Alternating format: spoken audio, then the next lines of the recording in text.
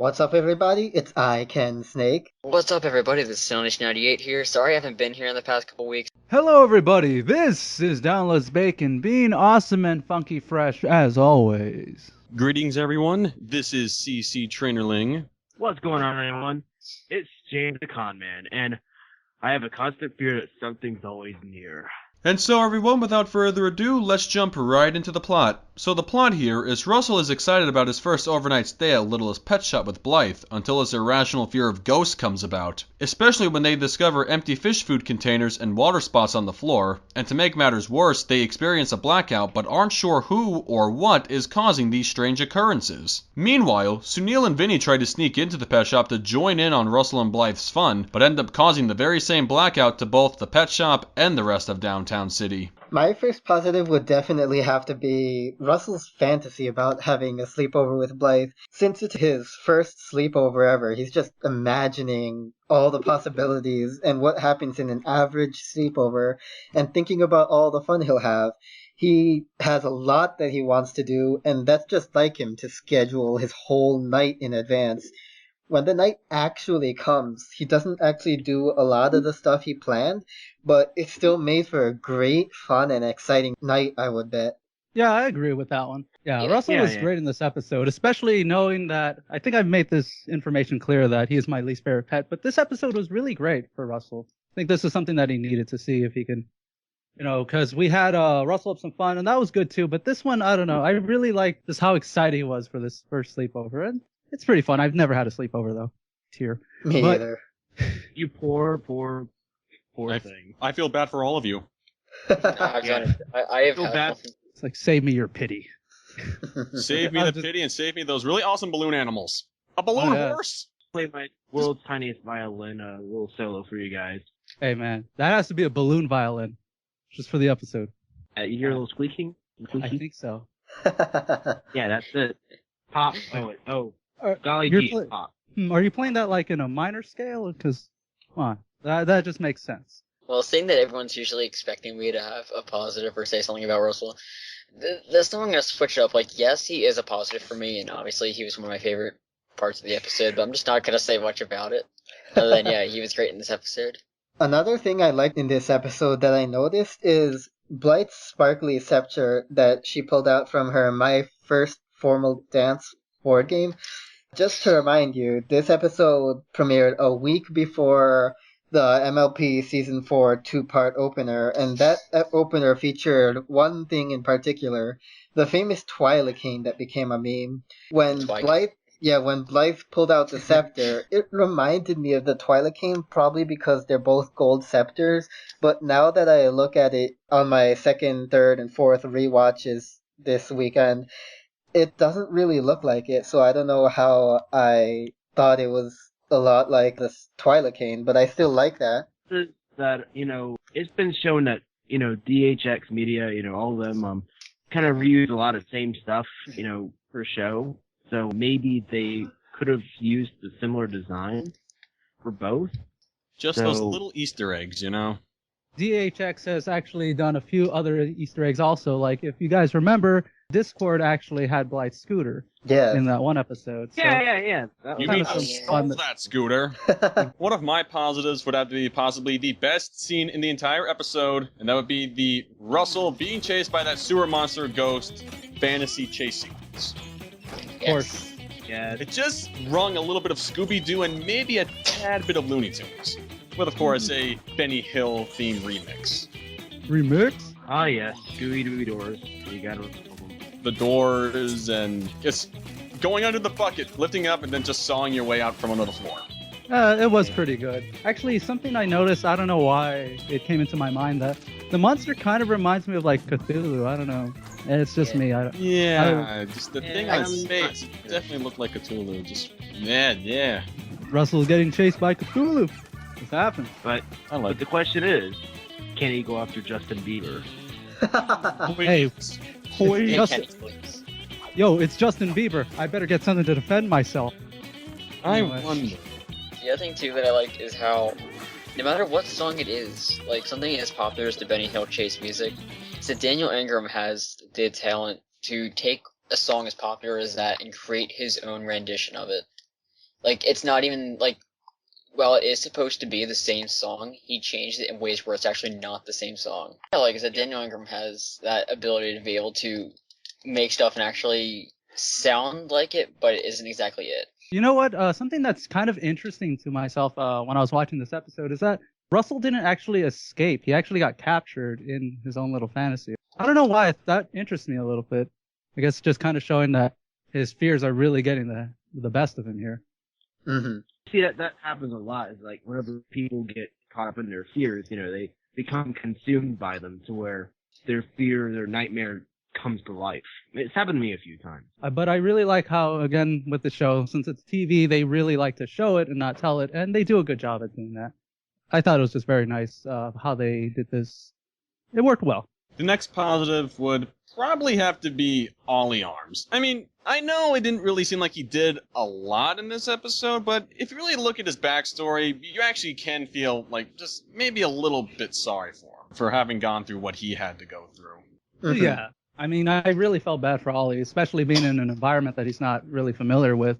He's just minding his own business, and well, what do you know? Roger comes in speeding with the car all over the place, jamming out to music.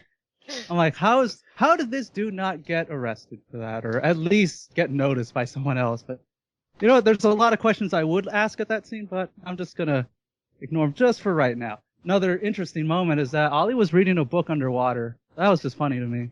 Because It was Ray's waterproof. So not only can he read, but he can also make some really great balloon animals. Of course. My next positive would definitely have to be Vinny and Sunil with their attempts on trying to get into the sleepover. One of the reasons why this is one of my favorite parts was everything they were trying to do was super over-exaggerated. And one of my favorite attempts was when they realized, or at least Vinny realized there was no hope in trying to get in there. And then Sunil, punts him over across, through the windows over to the other side of the building. Convenient windows are convenient. I liked all the attempts, but something else is that, man, I didn't know Sunil was that strong. He was side tossing Vinny, kicking him over the windows and whatnot. Man, Sunil is really strong, apparently, at least in this episode. That or Vinny is extraordinarily light. Yeah. Either, and he is only a lizard after all, so. And together, they're both strong enough to knock out the power in the entire city. Which leads to one of the funniest little background events that I've seen in a long time. Whenever they're showing a montage of everyone whose power is knocked out, the guy watching the game gets angry, the biscuits are on their phones, and they don't even notice it. There's I don't care. There's one final positive I have, and I'm surprised that no one else was actually quick to pick up on it, the first few times I've ever seen it, but it would be the Veruca Salt album reference, even though Julie Cahill said on Twitter that this was more or less a Beatles tribute to the working title 8 Arms to Hold You, which would later become Help. Mm-hmm. So, Snake, if you could just put up an image of Ollie and then put up the Veruca Salt 8 Arms to Hold You album cover, and you'll see what I mean. Just look at it. You get 2 octopi there. Coincidence? I think not. On that note, it's time for the negatives. Ah, great. Wait, Zach, this episode has negatives?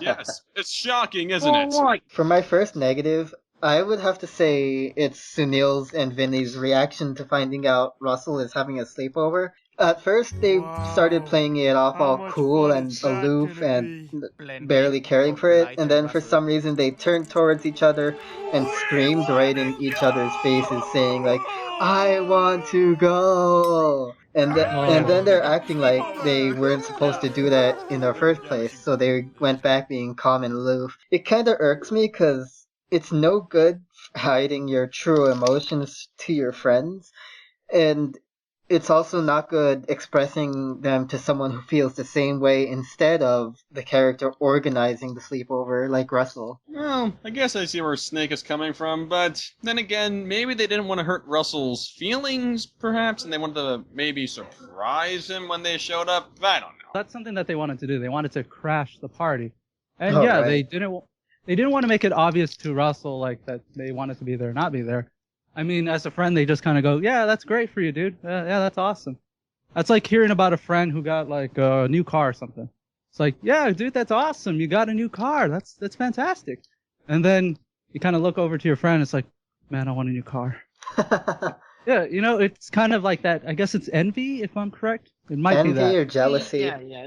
Envy, No, jealousy. Yeah. It's more of envy, I believe, because they're not like, Russell, what a jerk. He has a slumber party without us.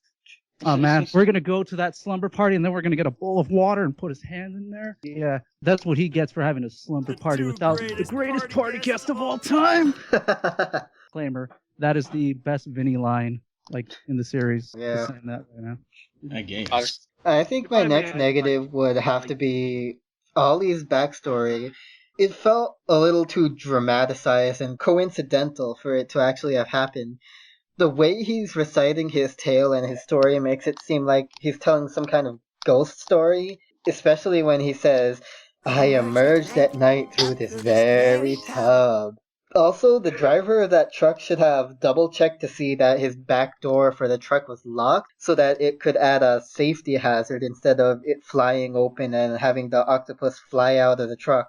This also has to make you wonder, how does Roger still have his driver's license since he drives so recklessly on more than one occasion? Do they just give out licenses to anyone who asks for them in downtown city? Perhaps should he go found to- his license in a gumball machine. I do the same thing in I was Pennsylvania. surprised that he found his license in the bottom of a Cracker Jack box. Of course.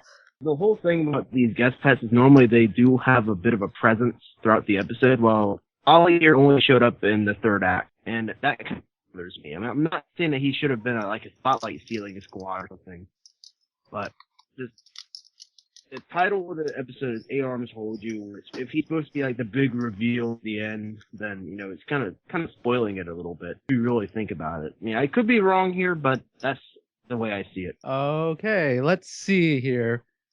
I don't know. I didn't really find Olive. Olive. I was about to call him Olive. Wrong episode. Olive Ollie. Shellstein.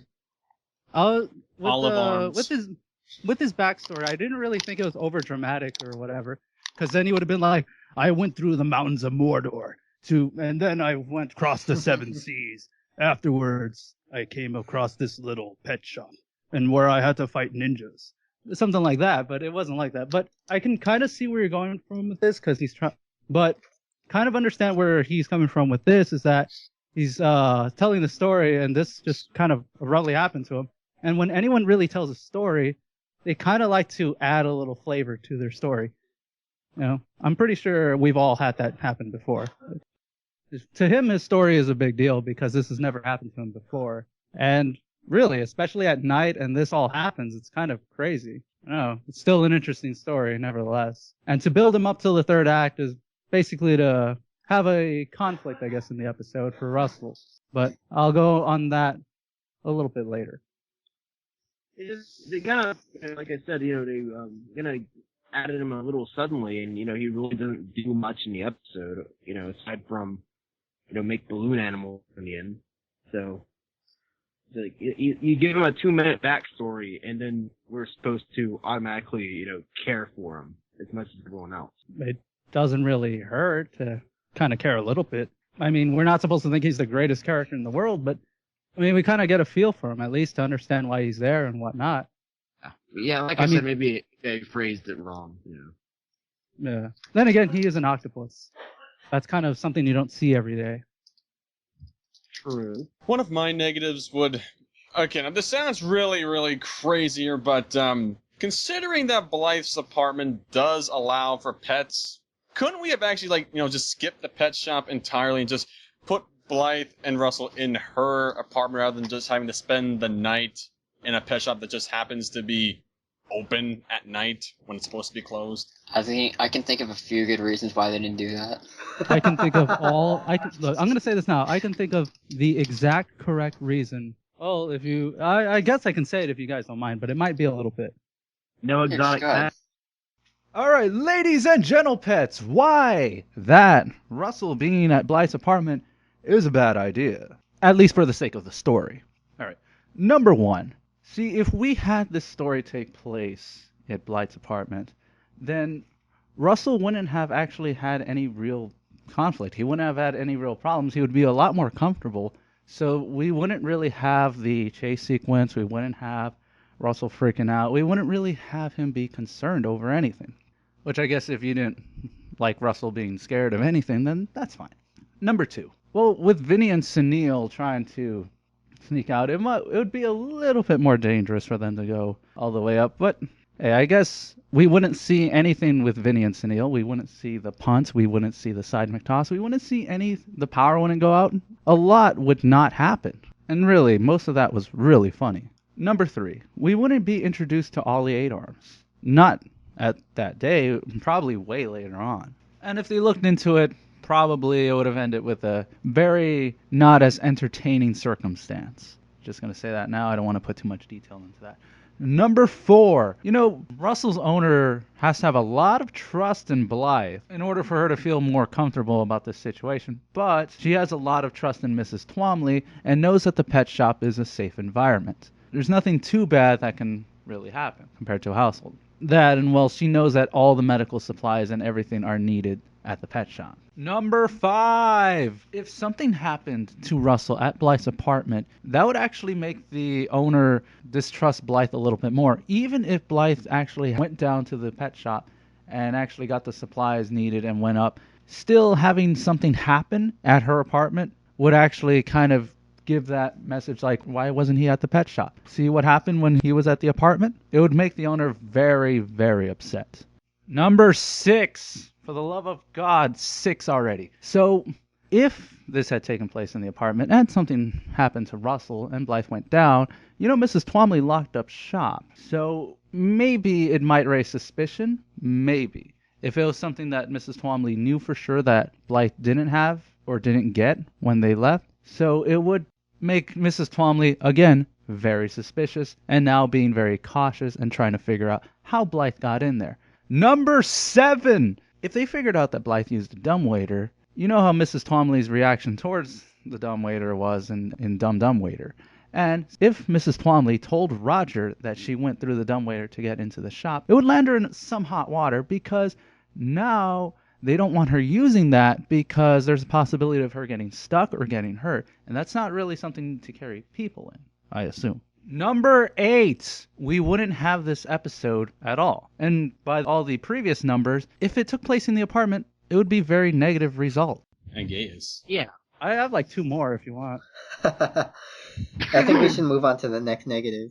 Yeah. Yeah, it's actually funny how he brought up the word suspicious, because now we have something that's very suspicious here. Broken fish food cans and random water spots on the floor, and yet no one's really bothering to investigate on this, and it's been happening for 2 days, and they're not sure why it's happening. That means that they're trying to investigate it. They don't know what's actually happening, but they're not like, Blythe, there's a spell, I don't know, magic, friendship, I don't know, something. But they're like, okay, there's water here, there's pet supplies.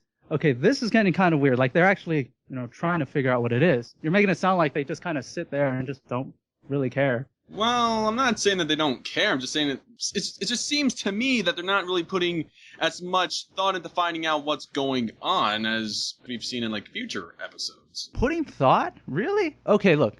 They need to find a better time to actually investigate, right? Right. Obviously, I'm right. So they need a better time to do it when obviously there's no pets and when there's no customers.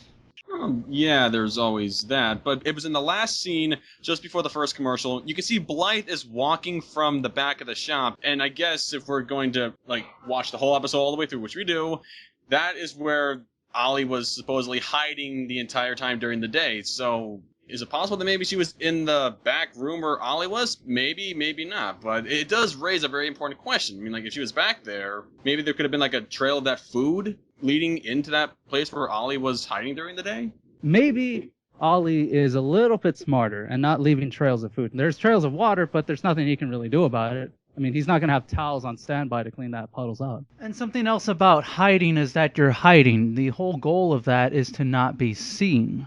So it would be pretty efficient and pretty smart of Ollie to not be found, noticed, or leave a trail to the best of his abilities. Just saying. For me, overall, this was a fantastic episode. This was the second episode of season 2.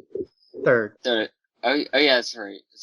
This was definitely one of my favorite episodes, and Russell was awesome, as always. Everything about it was fantastic. The structure was great. I was hoping for a song, but there was no song. So overall, I give this episode a 10 out of 10, even without the song. This episode is definitely not as bad as I remembered it being. Some other things I noticed about this episode, like the positives we just mentioned above, is the Benny Hill theme that was playing when Russell was getting chased by an imaginary ghost. And although they were only in this episode for a second, I was reminded that the Biscuits had a funny moment where they were still using their cell phones unfazed by the power outage. Other than that, there's not really much else I could say about this episode. Before this review, I rated this episode incredibly low, and part of that has to do with me not previously officially reviewing this episode and finding out what I actually liked and didn't like about it. Because it was originally a 4.5, but now after rewatching this episode for 3 times this weekend, it's become a 5.5 out of 10. And to give a little perspective, the only bad episodes for me are what I rate a 5 or below, and so this isn't a bad episode. It's just kind of boring with not really much high points, and just like Sunil said, if this episode had a song, it definitely would be better. It comes to a surprise to no one that I really like this episode. It's probably not the greatest episode of the series, but it's a really good one to watch. Seeing how the episode is a mixed bag, because people assume that they can write better or assume that the writers didn't actually try and didn't get their coffee or just had an off day at that day. Well, I don't want to jump too far ahead, so let's start with some positives that I really enjoyed in this episode. I guess if I can go slight alphabetical order, the first major positive that I liked was Blythe in this episode. She was great in this episode, seeing how she was really supportive and she really was able to be mature and handle the situation very well. Especially when the power went out, she at least wasn't freaking out as much as Russell. And just a random note that this was actually my favorite look that Blythe has, seeing how she always changes attire every episode. And something about the beginning scene just was really nice, seeing how she was really excited to tell Russell about her little surprise that she was going to be there instead of Mrs. Twomley, to have a little bit of a sleepover with Russell, which Russell's reaction was, I guess, appropriate. And of course Blythe would be excited to have a slumber party / sleepover with Russell because Russell's the favorite. And speaking of Russell, Russell's another great positive in this episode. I've made this abundantly clear that Russell is my least favorite pet, but you see, Russell was great in this episode. At least we learned a little thing here and there, especially Russell being afraid of Ghost and Cthulhu, so that's interesting. That is a weird story he brought up about a thing that eats hedgehogs. I don't know, why would it only eat hedgehogs? That seems a bit, inefficient. I mean, it's gotta first take out all the spikes and little quills and then finally eat it, and there's not that much meat. Honestly, I just go for a burger, Ekans, can you put a picture of a delicious looking burger? That's a good burger. But another positive that I'd like to reflect on is Vinny and Sunil. They really have good comedic chemistry, and it's really, really enjoyable to watch. And I guess they knew this from the start, seeing how the episode that originally had these two work well off each other, in my opinion, was Door Jam. But this one was a great episode to show that they can really, really, really have this work. And that's why we have a lot more episodes with Vinny and Sunil. And episodes like this one really show why. And of course, Mrs. Twomley was great. I hope she did good in that Mahjong tournament. I think I'm pronouncing it correctly. And the Biscuits had a great moment, even if it was just for a second. Well, now it's time to talk about negatives, and I really don't want to repeat myself too much, because then this will be a lot longer than it has to be. With the negative with Ollie having his story be too dramatic, or having a build-up and only showing up in the third act and not doing much, okay, first of all, his story was not that dramatic. Honestly, I think he was just putting feeling into his story, especially how this is something that has never happened to him. And he's in an environment that he's not familiar with, due to Roger driving crazy and making the guy swerve and having this whole unfortunate situation happen. Ollie's reveal was not a bad thing, especially that Ollie would come out in the final act, seeing how in the situation that he's in, it's kind of required. I've seen this plot done before, more or less, and it's not a bad thing. I don't know, I guess every pet is required to do a lot of stuff for them to be approved by everyone else. No, I think Ollie served his purpose and really helped the episode just fine. In a technical standpoint, this works. In storytelling, this works. He is the resolution of this conflict, and this conflict being Russell's. So there's nothing really wrong with it. If you want him to, once he comes out, to juggle and do all this really cool stuff, maybe he'll get in another episode where we get to see that. But that was not his purpose in this episode.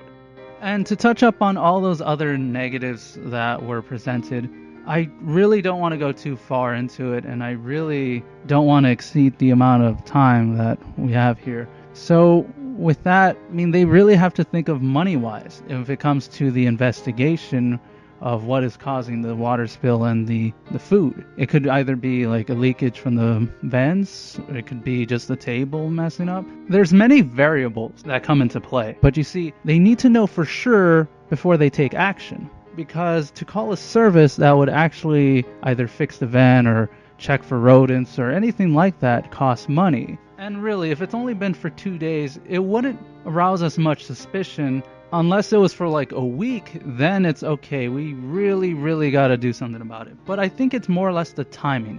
They just needed to find a better time to check on this. Probably when the store isn't as busy or when there's no pets there. That way they can really see what's wrong. Because if you have customers seeing you like investigate and try to see if there's rats or, leaking pipes and this and that, it's not going to look good for your business. I mean, I know these characters can think, right? And care for their own shop. Well, I don't want to take too long, so I'm going to wrap this up for you guys. So overall, I think this episode is actually pretty good. It's not bad. I can understand if people think the episode is average or the episode is perfect, because in actuality, this episode has no real faults. Technically, it doesn't. It's really just subjective, or if you're really trying hard to find little things to ask, which most questions have an answer, and I've got all of them. But you see, it's a real special episode, this one, because while it doesn't have any faults, it doesn't have as many strong moments. If it had a song or maybe a few things here and there, it could be a 10 out of 10 for me. But overall, I think I'll give this episode a 9.75. And it's funny how no one brought up how none of the female pets are there. No Minka, no Zoe, no Penny-Ling, no Pepper. Hopefully we get to see them next time as I read the dilly. Last week, I referred to 8 Arms to Hold You as part of a bad episode sandwich, where I had to review what I believe to be a bad episode, Hedgehog in the Plastic Bubble, followed by a good episode, Eve of Destruction, and now this week with another episode that really isn't good. However, I did say I'd go back and rewatch the episode to see if my opinion on the episode had changed. Sadly, the same feelings I had when I first watched the episode back in November 2013 are the same ones I have now. It's just not that great of an episode, despite this being the third one into the second season. Even though I rank the episode pretty low, there are some very good things that can be said. First positive is the chase sequence between Russell and the sewer monster. If you know what the Benny Hill theme is and have seen your fair share of Scooby-Doo and perhaps a bit of Looney Tunes, you'll definitely love every second of that little homage. Speaking of homages, just the episode title itself, 8 Arms to Hold You, is very well appreciated. With me being a big music fan, I love how Julie Cahill used the working title for the classic Beatles movie Help, which would be 8 Arms to Hold You,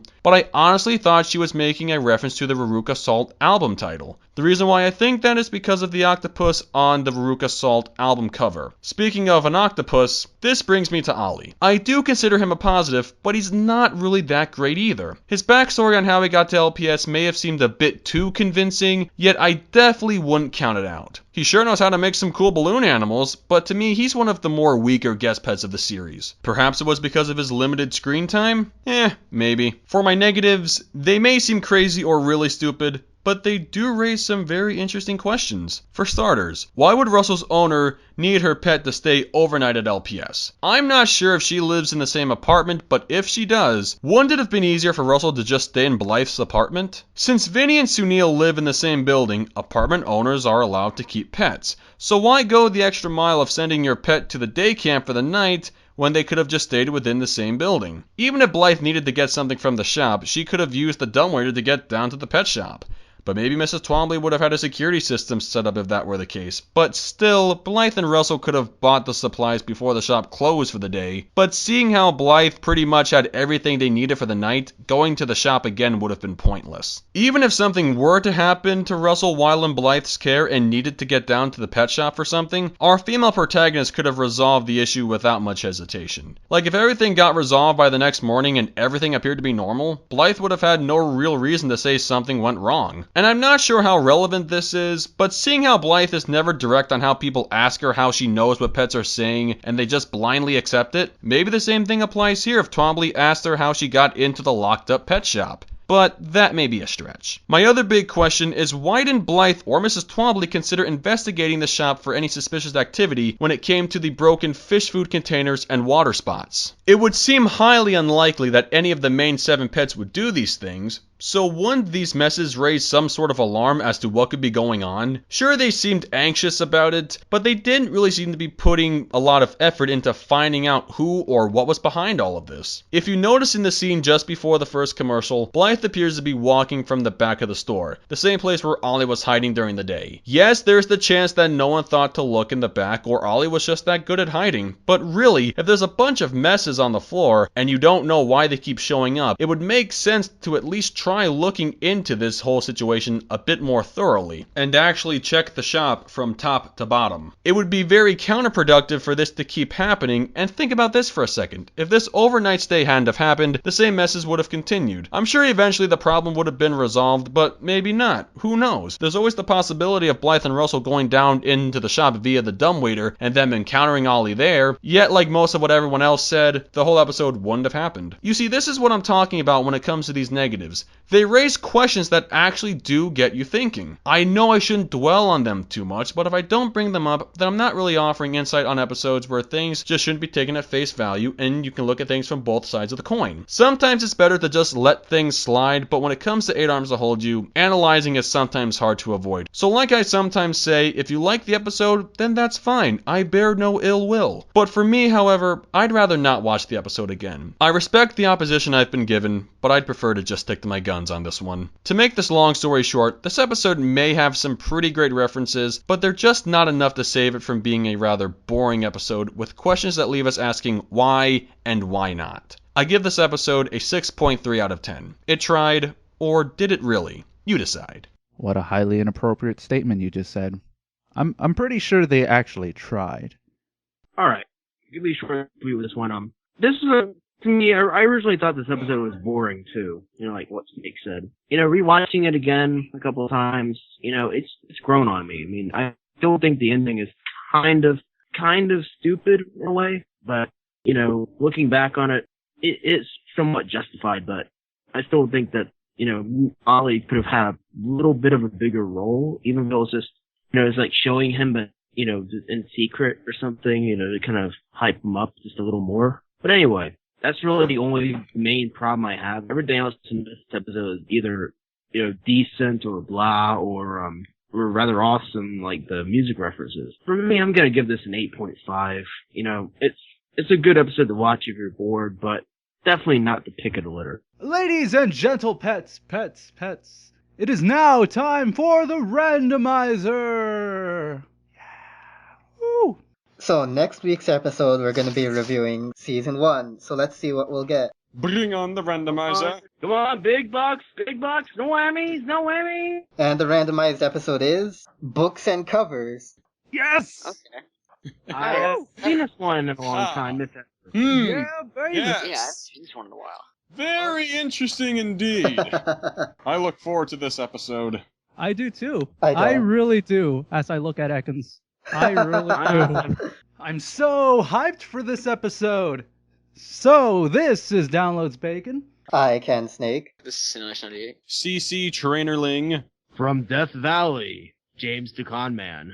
And we will see you guys next week. See you guys later. Peace out, home slices. See you later. Rest in peace. And of course, Petshoppers, we'll be seeing you in the next episode. So thanks, and say it with me now, thanks again.